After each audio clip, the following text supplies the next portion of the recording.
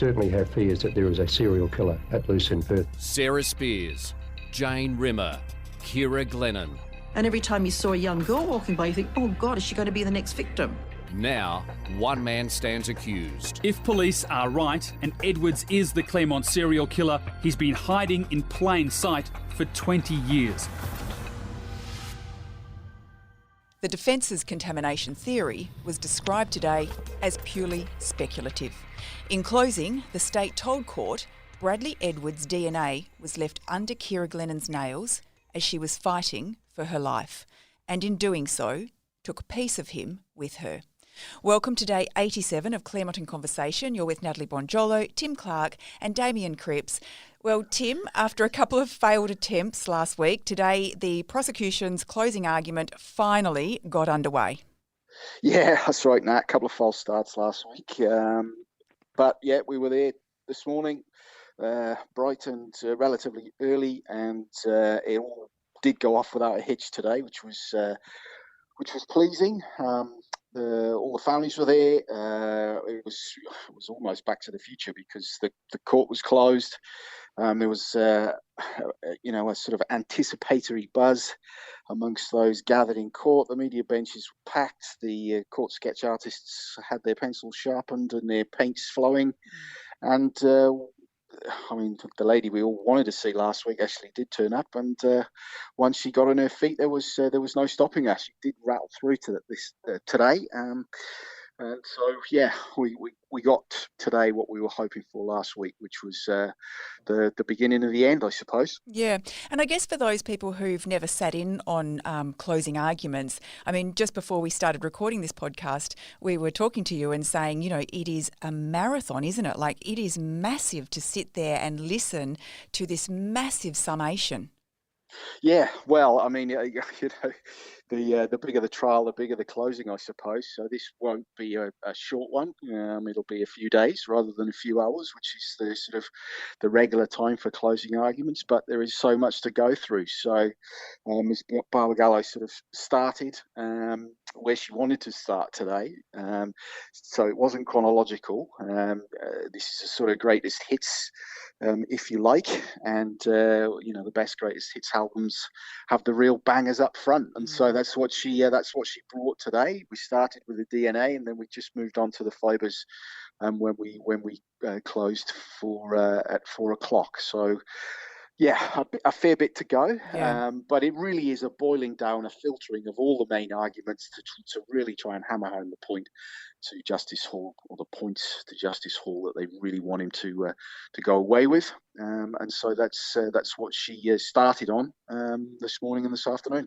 That's right. And as you were saying, she really started out with, exactly how the state say that Ciara Glennon died and how Bradley Edwards' DNA got under her nails. And she outlined that in a very clear way. Yeah, it was at times quite blunt, quite dramatic, and at times quite detailed, like it had to be because the DNA evidence was detailed.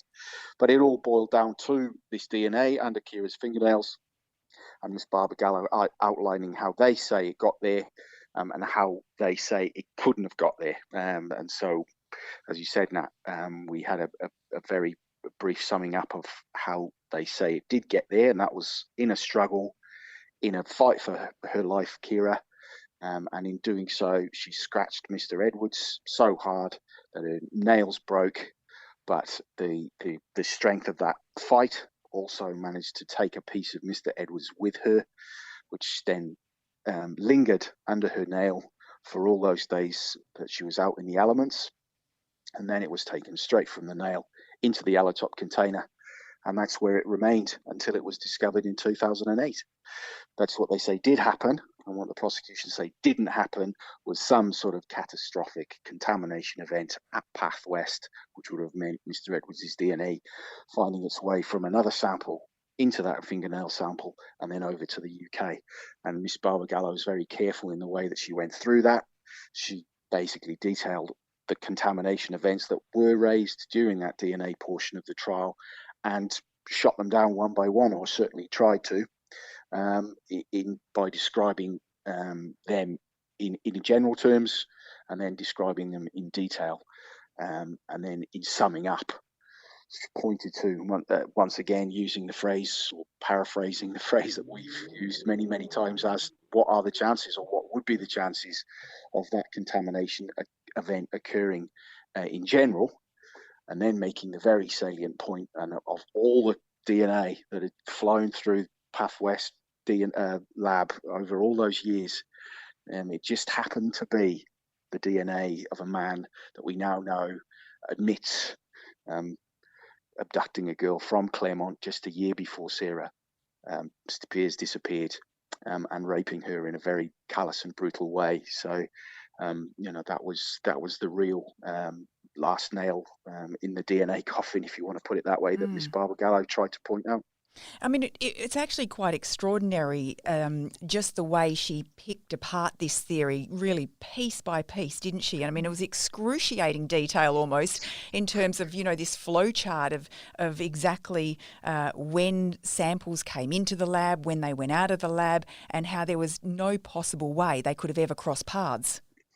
Yeah, and that pick apart is obviously part of Miss Barbara Gallo's job, a main part of her job, because if this theory is going to be floated, then it's it is their job to try and convince the Justice Hall to just brush it away and say to him it could not have possibly happened, and this is why we say it couldn't possibly happen.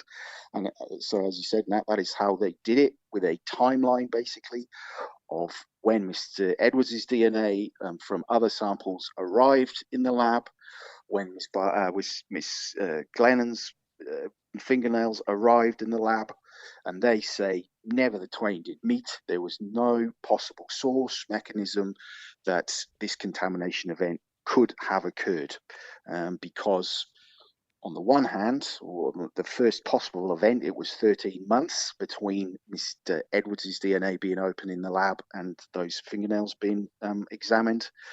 And then at the other end of the spectrum, it was 4.5 years between the other possibility, when Mr. Edwards' DNA was examined in 1999 and Ms. Glennon's fingernails were again examined then in 2004. And they say those expanses of time just don't compute with what the defence suggests might have happened. Damien, how important do you think this part of the closing is, in that I guess what the prosecution's doing here is giving an explanation for any doubt, or in this case, every doubt raised by defence? I think, Nat, that it's always different in different cases. And in this case, it's actually quite an interesting question, because you've got this magnificent mind at the top of the pile, in being Justice Hall, making the decisions. Sorry about that phone going off in the background, but that's just life continuing on. You've got Justice Hall sitting at the top of this consideration, and he's he's got all the evidence that's been put before him by the prosecution and the defence. So he's already got in his mind a whole series of ideas about what's happened and how things have gotten to the point where they've gotten to. So in this closing moment for both the prosecution and defence, you get an opportunity to refresh him, to say, we know that you don't say we know, but the judge will know, or the Justice Hall will know, the prosecution already know that he knows most of these things because he's seen them in the evidence as well. But it's kind of like, but let me remind you, if you're thinking of considering the defence proposition that contamination has occurred, here's all the reasons why you can't. And we said all these things. But it's in some cases, there's really, really different lines of clarity. So there's sometimes things are really clear, but sometimes things are not really clear. And during my course of following what's been going on, the evidence in this matter, what I found was that some of the comparisons between DNA and DNA and comparisons between fibres and fibres have been difficult to follow. They're not always really clear. I mean, so what the opportunity here is for the prosecution and defence to do is systematically go through and get rid of all the unimportant stuff and speak directly to the things that they think are important. So the closing in most matters is really important, even though it seems like they're, as Tim put it, and it's not incorrect, that you're running the greatest hits. You're running the greatest hits, but you're just trying to, let me give Tim another one, is don't bore us, get to the chorus, rather than, you're running the greatest hits, but you're only running them in the sense that this is the really important part that matters, and this is why you should, rate it. And, I think one of the things that prosecutor said today was, this is why Justice Hall should accept this version, and that's ultimately what you're trying to convince the trier of fact to do, is accept it favourable to your case. Yeah. And even coming up with, what is going to make your greatest hits, if we're putting it that way, because I was sitting there and thinking today, 7 months of a trial and condensing that into 2 days of closing. In this podcast, we struggle sometimes to condense, 6 hours of court into 30 minutes or an hour. And I just think it must be very difficult to know what are the things you must hit on in that closing. Well, I think that in this case, this is when you've got a case like this, there is a great opportunity for grace for both counsel, because, as Tim pointed out, they will close for a couple of days. I'm not sure how long. The prosecution will go for all the defence, but I understand that it'll be for 2 or 3 days. And now what happens in the system is counsel will get back to their office after their first day of closing, and both counsel will be provided by the court a transcript of the proceedings. And in that transcript, they'll be able to see every word that they said verbatim. So every word the judge said, every word that anyone in the court said, it comes to them verbatim. So what you'll be able to do in that situation is sit back with your transcript and your precursor of your 20 greatest hits, or whatever we were talking about, the greatest hits, and you'll be able to go through the transcript to make sure that you hit on all of the really, really important points. And then you'll be able to, for tomorrow, you'll have a draft of what you're going to say in the second day. But when you cross-reference it with your transcript from the first day, you might look back and go, I don't really think that I hit home hard enough on that. I need to bring it up again tomorrow. And of course, you can do that. They'll be able to do that tomorrow night as well. But in a shorter case where there's not as much material, obviously you don't get that opportunity to get the transcript and double check what you've crossed all your T's and dotted all your I's. So I think that there is a great advantage in a big case like this, and you get, a day to basically 12 hours to go home and consider what you've said that day and be sure that you've said what you wanted to say, and come back tomorrow and pick up any points you might have missed. So yeah, it's an advantageous position to be in when you get a couple of days to close, I think, Nat. Yeah, and I find that really interesting that they're potentially changing their closing submission on the run, because I sort of had thought that, they would have made this phenomenal speech and then they were going to deliver it as is. But, to sit back and take it all into account is really interesting. Sometimes what you'll find in these environments is the judge or the justice or the magistrate, whoever it is, will well, you're making your closing, will interrupt and say, you say that, but what about this? Sometimes, so it does become a little organic. It does become a little bit, it can become, because what they're doing when they do that is they're turning your mind to something that they may not have resolved in their own mind yet. So that could, in a transcript, you would see that when you got back to your office and you'd be like, the judge or the magistrate or whoever it was said that. And at the time, you might not have picked up on what they were actually trying to get you to resolve for them. But when you get back and you're in a bit more of a relaxed environment, you're sitting in your office, you might go, I know what that means. I'm going to go back tomorrow and talk to that point. So yeah, it is really possible that prosecution are in their office right now making significant changes to any angles or what they might have said today or what the judge might have raised. So, yeah, I think it's very possible, Nat. Very interesting. Tim, so some of the key points that Ms Barbagallo honed in on today, such as the Path West contamination, and another thing that was interesting is she went into really great detail about the proven contamination. And what did she have to say about that? Yeah, so these were the events that were raised in and around this time and in and around this case as well. I mean, and she grouped them into three sort of groups of contaminations. The bulk of those were direct staff contaminations, and she said they were explained by the fact that, well, look, there was 8,000 samples. If you're looking at all the testing done, it was a massively small percentage of unfortunate events that occurred, and most of them occurred as a result of direct contact between a Pathwest staff member and either direct contact with an exhibit or direct contact with the lab that an exhibit was processed in. The one that she was really at pains to look at was this cross-case contamination, and this we discussed at length during the trial, or the evidence in the trial. And this was the piece of vegetation that was found on Jane that was later found to have DNA from a completely different case. And that is what Mr. Jovich will point to as saying, well, look, it happened here, so maybe it happened there as well.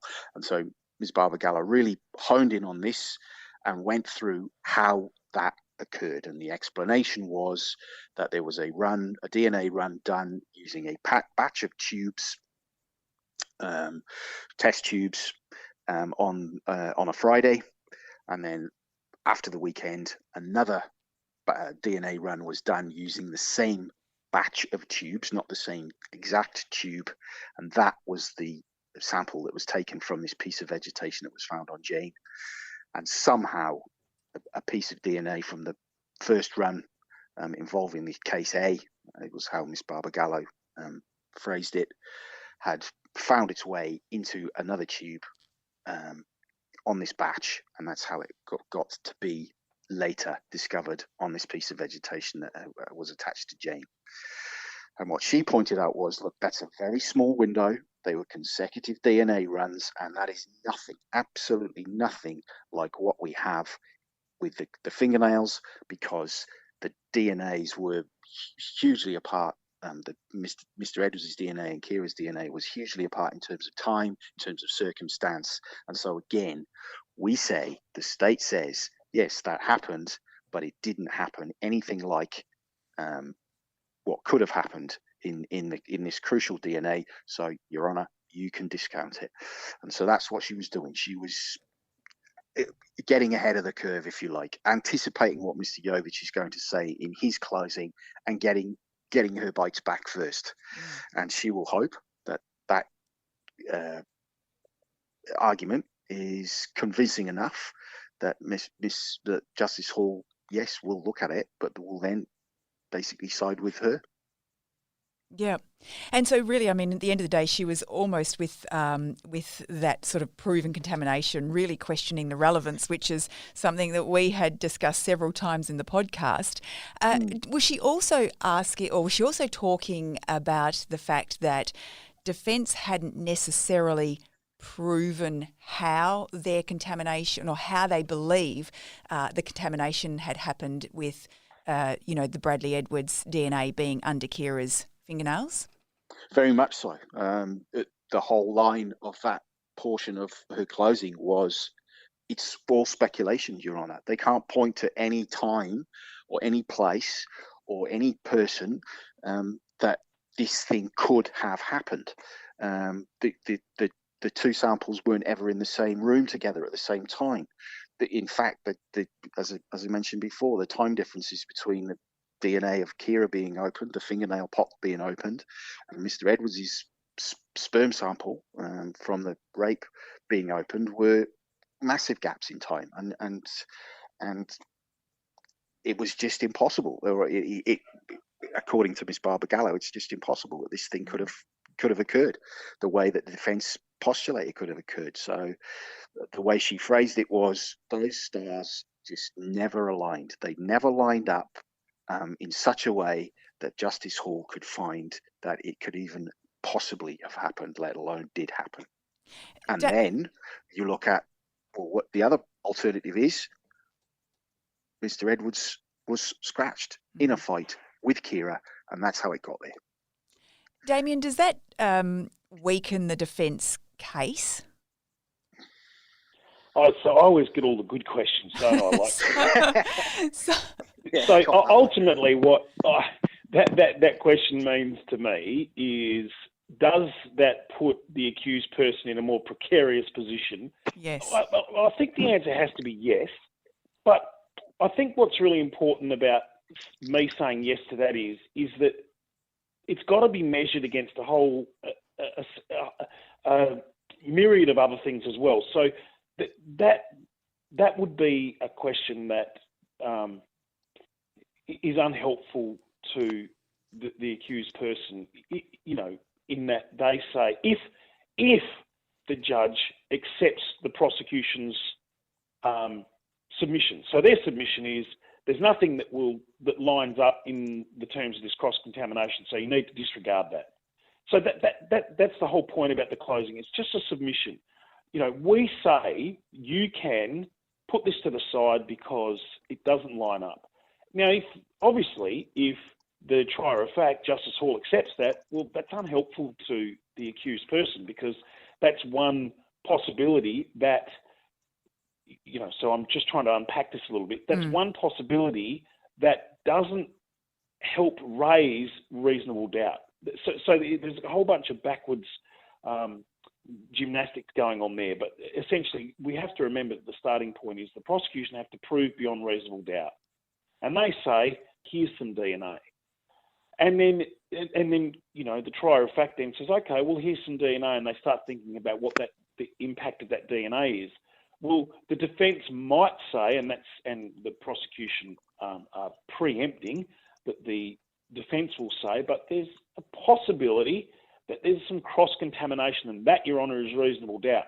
Well, what the prosecution is saying is you can put that out of your mind when they do raise it, because it doesn't line up. So effectively, if if Justice Hall accepts that, yeah, that's going to have I would have thought, an adverse impact on the accused, but it's not the make or break, because it's in amongst a whole series of other questions that the trier of fact will have to ask themselves. I'm sorry that's a bit long-winded, but the question, in my view, warrants it. Yes, I mean, it is like a, you know, triple back somersault with a double twist, isn't it? Absolutely, very well put.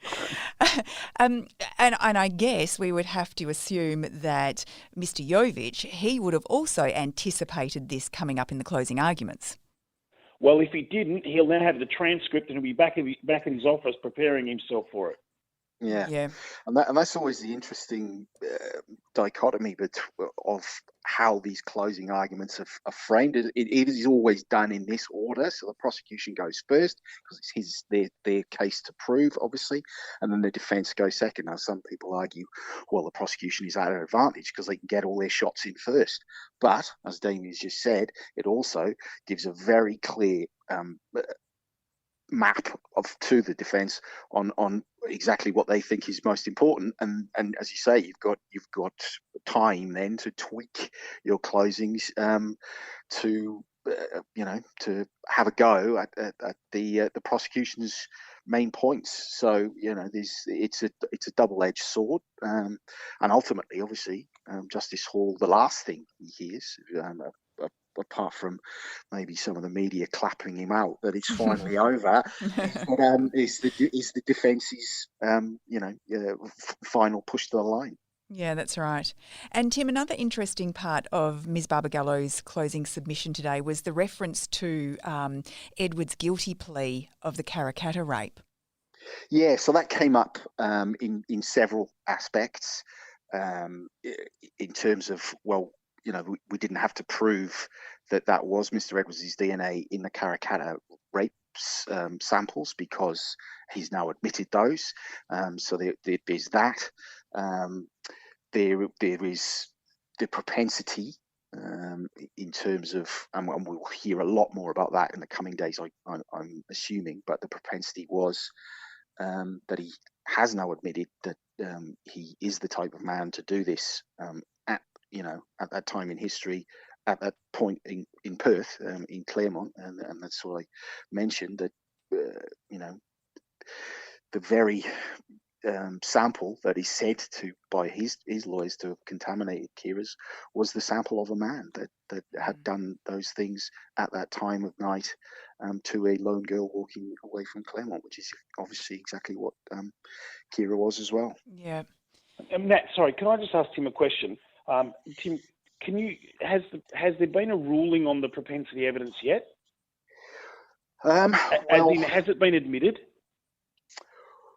Well, the whole allegation, I suppose, has been admitted, Damien. So there is no argument. There can be no argument that he did those things in Claremont and in Huntingdale, because he's pleaded to those allegations just before the trial began. So,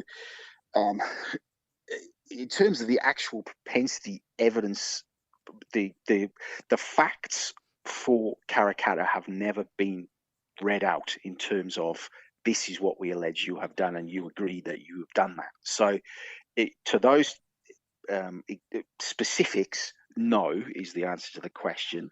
But in general terms, and particularly in terms of the physical evidence that goes with those crimes, that they can't be argued against, because they are now before the judge and haven't been challenged in any really detailed way in terms of Mr. Yovich has never said, well, we don't say that is, we say that's not Mr. Edwards' DNA. That hasn't been the argument. The argument is, well, yeah, it's his DNA, but we argue as to how it got onto Ciara's sample. Yeah, okay. Yeah. And finally today, Ms. Barbagallo closed with a part of the trial that many people found very hard going, the fibre evidence. And it was interesting. I started twitching. I thought there was quite a few of us in the media section that were triggered when the word fibres. But I bet. And Justice Hall as well, right? Because he actually raised queries about the fibre evidence himself. Yeah, he did, but they weren't queries as to how long is this going to go for, Miss Barbagallo, because I don't think I can stand it anymore. But it was more to the point, and it goes back to a previous point you raised with Damien about, the flow of a closing argument, and you've got it all written down there. But Justice Hall was very he must have asked 24 questions today, I suppose, which would stop the flow, but also give a hint as to where his thinking lies. And the main question we had about fibres towards the end of the day was Justice Hall revisiting that quite contentious part of Dr. The fibre evidence, where Dr. Palmer said at one point he said he thought that the evidence was so strong that it actually proved that Ciara and Jane had been in that particular car, in Mr. Edwards' car, the one BPX car. And if you remember that, that was, it was a very strong statement to make, and it was towards the end of one of these long days of evidence. And then Dr. Palmer came back the following day and backed away from that statement, basically on the back of some questions that Justice Hall had asked him. He said, is that really what you're saying? Is that really possible? Is it possible to say that with such specificity that it could be that car that they were in, rather than it was a car with that interior and that particular boot fibre, boot carpet, with which shed that particular type of fibre? And Dr. Palmer eventually settled on, yes, Your Honour, I went too hard there. I can say with almost very surely that it was that type of car because of the combination of fibres, but I cannot say it was that particular car. And so that's where this portion of the closing went to today, where Justice Hall was saying, I just want to get this absolutely clear, Ms. Barbagallo. You're not saying that these fibres, combination of fibres, point directly, squarely, and specifically to Mr. Edwards.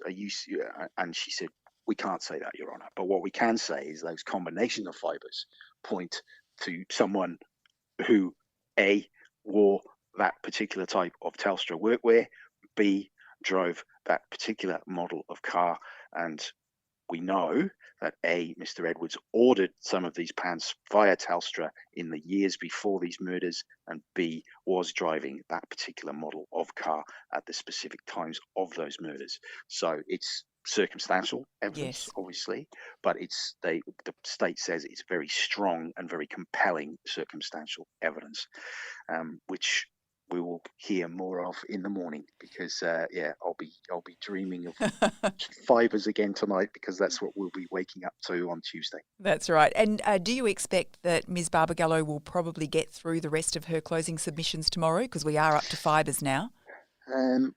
So some hints and allegations this morning that she might go to Wednesday lunchtime.